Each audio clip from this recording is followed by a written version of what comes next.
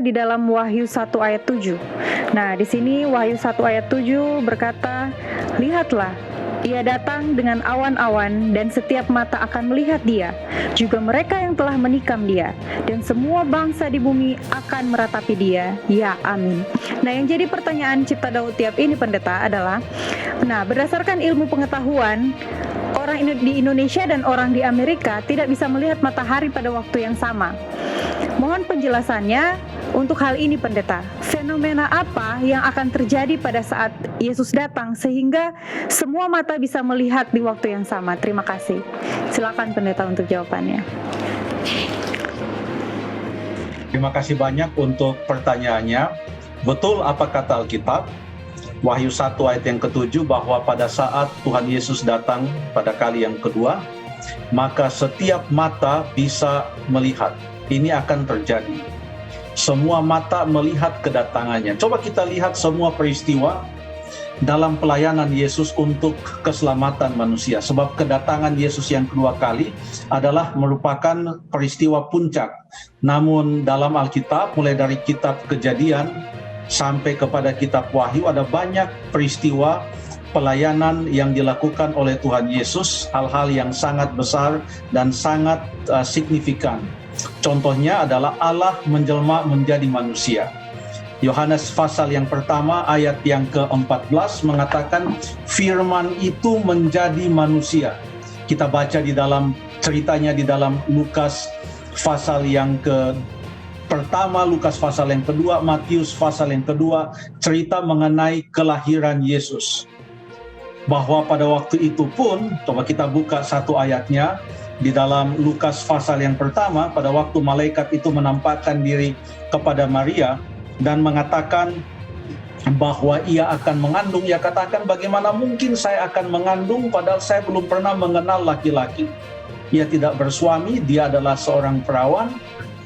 Menurut hukum biologi, dalam pertanyaan ini dikatakan melalui hukum alam, ini tidak mungkin akan terjadi, ia bisa mengandung padahal dia masih perawan, tidak mengenal laki-laki. Namun pada saat itu, malaikat mengetahui bahwa dari sudut pandang manusia, itu adalah suatu hal yang mustahil. Namun Tuhan Allah bersabda kepada Maria melalui malaikat yang menampakkan diri kepadanya dalam Lukas pasal yang pertama ayat yang ke-37, sebab bagi Allah tidak ada yang mustahil. Ya.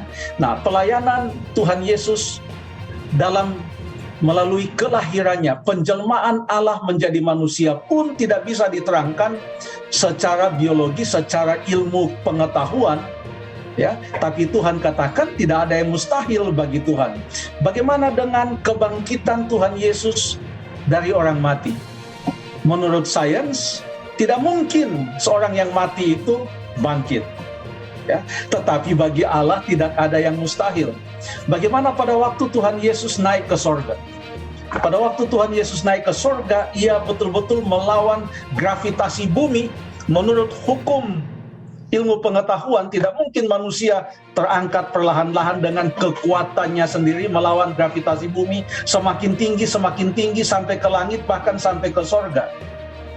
Nah, sekarang bagaimana dengan kedatangan Tuhan Yesus yang kedua kali? Tadi adalah contoh-contoh peristiwa sehubungan dengan Tuhan Yesus, dan semuanya itu, peristiwa itu bagi pikiran manusia mustahil. Sekarang ini tidak semua orang bisa melihat matahari dalam waktu yang sama. Itu memang betul, oleh karena perbedaan zona waktu dan juga kita hidup dalam dua sisi yang berbeda dari kita punya bola bumi ini. Ya. Di Indonesia sekarang sudah malam, jam berapa di sana sekarang? Jam 7:22. Tetapi di tempat sekarang saya sedang berada sekarang ini, pagi di sini. Sekarang kita perhatikan kesaksian Rasul Paulus tentang bagaimana pada waktu Tuhan Yesus menampakkan dirinya dalam perjalanan Paulus. Ada satu ayat yang saya senang baca yang terdapat di dalam Kisah pasal yang ke-26. Kisah pasal yang ke-26 ayat yang ke-13. Kisah Para Rasul pasal yang ke-26 ayat yang ke-13. Kita bacalah dari ayat yang ke-12, kesaksian Rasul Paulus pada waktu Tuhan Yesus menampakkan dirinya dalam perjalanan Paulus atau Saulus pada waktu itu menuju ke Damsyik. Dan dalam keadaan demikian, ketika aku dengan kuasa penuh dan tugas dari imam-imam kepala sedang dalam perjalanan ke Damsyik, tiba-tiba, ya Raja Agripa, pada tengah hari bolong, aku melihat, jadi tengah hari bolong katakanlah jam 12 siang, matahari paling terang waktu itu. Pada tengah hari bolong, aku melihat di tengah jalan cahaya yang lebih terang daripada cahaya matahari. Turun dari langit meliputi aku dan teman-teman seperjalananku. Pada siang tengah hari, matahari paling terang, ia melihat suatu cahaya yang lebih terang dari terangnya matahari. Penampakan Yesus lebih gemilang dan lebih terang dari matahari. Masih ada yang lebih terang dari matahari. Dan Tuhan Yesus yang akan datang adalah Tuhan yang menjadikan matahari. Karena Dia yang menjadikan matahari, maka Dia bisa berbuat apa saja dengan matahari yang sekarang ini, yang menjadi salah satu penentu dalam waktu kita. Ya. Coba kita baca beberapa informasi tentang peristiwa-peristiwa yang terjadi pada matahari yang di luar hukum alam, tapi hanya Allah yang sanggup melakukannya. Kita baca dalam 2 Raja-Raja pasal yang ke-20. Kita buka Alkitab kita, 2 Raja-Raja pasal yang ke-20. Kita akan baca ayat yang ke-10 sampai ayat yang ke-12. Ini pada waktu Hizkia sakit dan minta kesembuhan.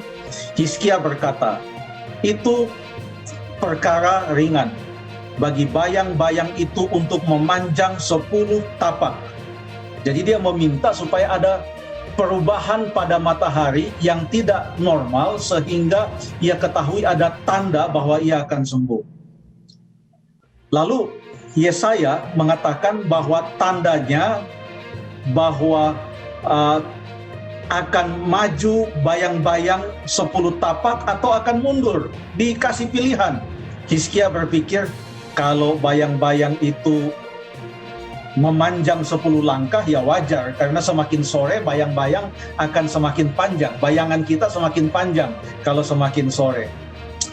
Lalu kemudian dia katakan sebaliknya ayat 10, biarlah bayang-bayang itu mundur ke belakang 10 tapak. Jadi kalau bayang-bayang itu mundur 10 tapak, berarti ada yang terjadi pada matahari yang menentukan akan bayang-bayang itu. Lalu berserulah Nabi Yesaya kepada Tuhan, maka dibuatnyalah bayang-bayang itu mundur ke belakang 10 tapak, dan sudah dijalani bayang-bayang itu pada petunjuk matahari buatan Ahaz. Fenomena alam itu sampai diketahui oleh para ilmuwan yang ada di Babylon. Ayat ke-12, makanya karena mereka mengetahui fenomena alam di luar dari biasanya, mereka datang ke Israel untuk bertemu dengan Hizkia. Ya, itulah ceritanya bahwa Tuhan bisa melakukan sesuatu dengan benda-benda yang Ia ciptakan. Contoh lainnya, dalam Yosua pasal yang ke-10, ayat yang ke-12 sampai ayat yang ke-13, Yosua pasal yang ke-10, ayat yang ke-12 sampai ayat yang ke-13, Yosua sedang berperang pada waktu itu melawan musuh orang Israel. Lalu Yosua berbicara kepada Tuhan. Pada hari Tuhan menyerahkan orang Amori.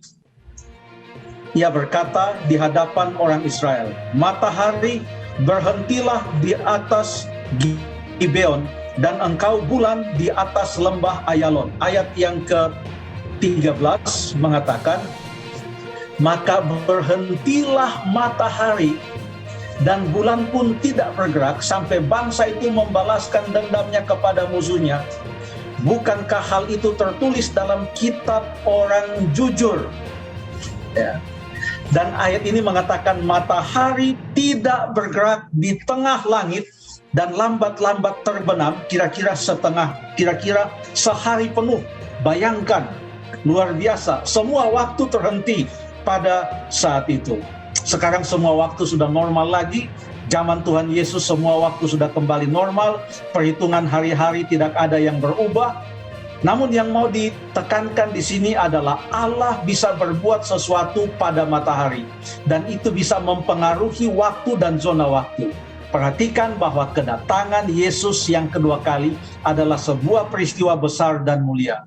Mari kita setia dan sedia menantikan kedatangannya. Kita akan melihat peristiwa-peristiwa hebat yang akan terjadi, termasuk kedatangan Tuhan Yesus yang kedua kali. Terima kasih Pak Cipta Daud. Terima kasih.